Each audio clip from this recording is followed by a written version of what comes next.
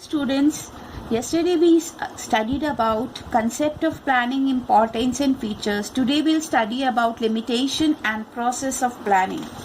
What are the limitations of planning? First, planning leads to rigidity. In an organization, a well-defined plan is drawn up with specific goals to be achieved within a specific time frame. This kind of rigidity in plan may create difficulty. Following of predetermined plan when circumstances have changed may not turn out to be in the organization interest. Second point, planning may not work in a dynamic environment. You have already studied about the business environment. The business environment is dynamic in nature. Nothing is constant. The organization has to constantly adapt itself to changes. It becomes difficult to accurately assess the future trends in the environment. Planning cannot foresee everything, and thus there may be obstacles in effective planning. Third point is planning reduces creativity. It is an activity which is done by top management. Usually the rest of the members just implement those plans. Thus, planning in a way reduces the creativity since people tend to think along the same line as others. There is nothing new or innovative. Planning involves huge cost. When plans are drawn up, huge costs are involved in their formulation. There may be in terms of time and money. For example, checking accuracy of facts may involve lot of time. Detailed plans require scientific calculations to ascertain facts and figures. The cost incurred sometimes may not justify the benefits derived from the plans. Next point is planning is a time-consuming process. It is very lengthy process.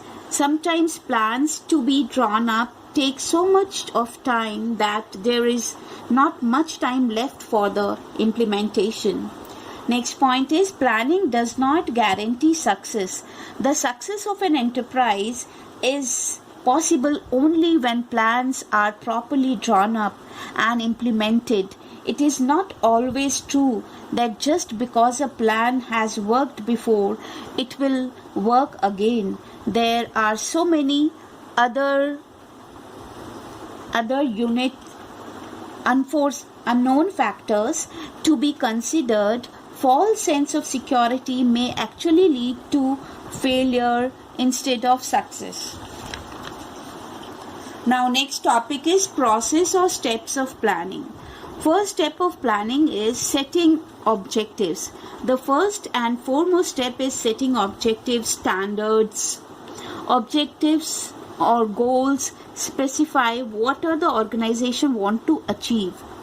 It could mean an increase in sales by 20%, which could be objective of the entire organization. Objectives should be stated clearly for all departments, units and employees.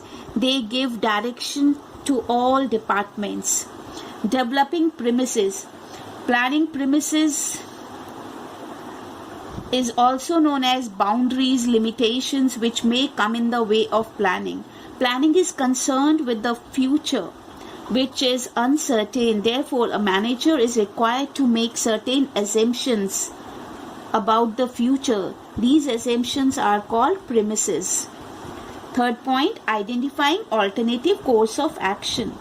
Once objectives are set, assumptions are made, then the next step would be to act upon them.